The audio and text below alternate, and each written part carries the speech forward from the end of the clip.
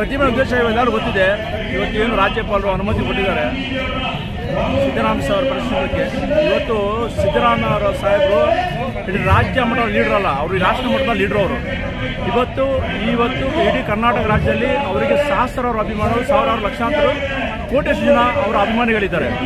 ಇವತ್ತು BJP JDS ಸೇರಿ ಏನು ಒಂದು ಕುತಂತ್ರ ನಡೆಸ್ತಾ ಇದ್ದಾರೆ, ಇದರಲ್ಲಿ ಇವರು ಸಫಲರಾಗಲ್ಲ, ಸಕ್ಸಸ್ಫುಲ್ ಆಗಲ್ಲ.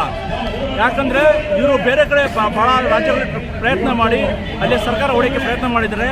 ಆದರೆ ನಮ್ಮ ಕರ್ನಾಟಕ ರಾಜ್ಯದಲ್ಲಿ ಅದೆಲ್ಲ ಇಲ್ಲಿ ನಡೆಯಲ್ಲ.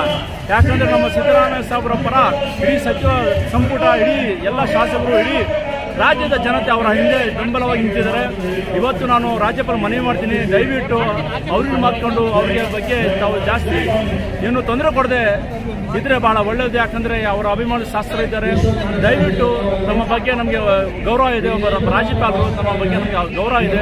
ದಯವಿಟ್ಟು ಆ ಗೌರವವನ್ನು ತಾವು ಉಳಿಸ್ಕೊಂಡು ನಮ್ಮ ಸಿದ್ದರಾಮಯ್ಯ ಸರ್ ಬಗ್ಗೆ ಯಾವುದೇ ತರಹದ ಒಂದು ತೊಂದರೆ ಕೊಡೋಕ್ಕೆ ಅವರಿಗೆ ಮಾಡುವಂಥ ಕೆಲಸ ಮಾಡಬೇಡಿ. ಯಾಕಂದರೆ ಅದಕ್ಕೆ ಬಹಳ ವಿರೋಧ ಆಗುತ್ತೆ. ಇಡೀ ರಾಜ್ಯ ಮಟ್ಟದಲ್ಲಿ ಬಹಳ ದೊಡ್ಡ ಮಟ್ಟದಲ್ಲಿ ವಿರೋಧ ಆಗುತ್ತೆ. ಯಾಕಂದರೆ ಅವರ ಅಭಿಮಾನಿ ಶಾಸ್ತ್ರರು ಇದ್ದಾರೆ. ದಯವಿಟ್ಟು ಬೇರೆ ಲೀಡರ್ಗಳನ್ನ ನೀವು ಏನಾದರೂ ಮಾಡ್ಕೋಬಹುದು, ಆದರೆ ಸಿದ್ದರಾಮಯ್ಯ ಸಾಹೇಬ್ರನ್ನ ಅಷ್ಟು ಸುಲಭವಾಗಿ ಏನು ತೊಂದರೆ ಮಾಡೋಕ್ಕಾಗಲ್ಲ ಅಂತ ಹೇಳ್ತಾರೆ.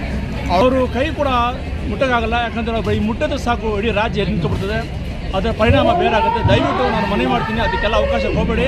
ಯಾಕಂದರೆ ಸಿದ್ದರಾಮಯ್ಯ ಸಾಹೇಬರು ಎಲ್ಲ ಹಿಂದೂ, ಮುಸ್ಲಿಂ, ಸಿಖ್ ಎಲ್ಲ ಜನಾಂಗದ ಎಲ್ಲ ಸಮಾಜದವರನ್ನು ಒಟ್ಟಾಗಿ ಎಲ್ಲ ಕರ್ನಾಟಕ ರಾಜ್ಯದ ಕನ್ನಡಿಗರ ಅವರು ಒಬ್ಬ ಮುಖ್ಯಮಂತ್ರಿ, ಒಬ್ಬ ಲೀಡರ್ ಅವರು. ಹಾಗಾಗಿ ದಯವಿಟ್ಟು ಅವ್ರನ್ನ ಕೆಣಕುವಂಥ ಕೆಲಸ ಮಾಡಿ, ಅವ್ರನ್ನ ದಯವಿಟ್ಟು ಸತಾಯಿಸುವಂಥ ಕೆಲಸ ಮಾಡಿ. ದಯವಿಟ್ಟು ಅವರ ಮನೆಯವರ ಹೆಸರಲ್ಲಿರೋದು ಪ್ರಾಪರ್ಟಿನ ಇವರು ಏನಕ್ಕೆ ಕೊಡಬೇಕು? BJP ಅವ್ರ ಸರ್ಕಾರ ಇದ್ದಾಗ ಕೊಟ್ಟಿರೋದು ಅವರು. ಇವಾಗ ಬಂದ್ಬಿಟ್ಟು ಕಾಂಗ್ರೆಸ್ ಸರ್ಕಾರ ಕೊಟ್ಟಿದ್ರೆ ಏನೋ ಹೇಳ್ಬೋದು. BJP ಸರ್ಕಾರ ಬಿಟ್ಟು ಎಲ್ಲ ಅವರೇ ಮಾಡ್ಬಿಟ್ಟು ತಪ್ಪೆಲ್ಲ BJP ಸರ್ಕಾರ ಮಾಡಿಬಿಟ್ಟು BJP ನೂರಾರು ಭ್ರಷ್ಟಾಚಾರ ಎಲ್ಲ ಮಾಡಿದ್ದಾರೆ. ಕೊರೋನಾ ಟೈಮಲ್ಲಿ ಮಾಡಿದ್ದಾರೆ. ವಿಜೇಂದ್ರ ಅವರು ಭಾಳಷ್ಟು ಭ್ರಷ್ಟಾಚಾರ ಅವರು ಪಕ್ಷದ ಒಬ್ಬ ಸಚಿವ MLA ಶಾಸಕರು ಹೇಳ್ತೇವೆ, ಯತ್ನಾಳ್ ಅವರು ಹೇಳ್ತಾರೆ.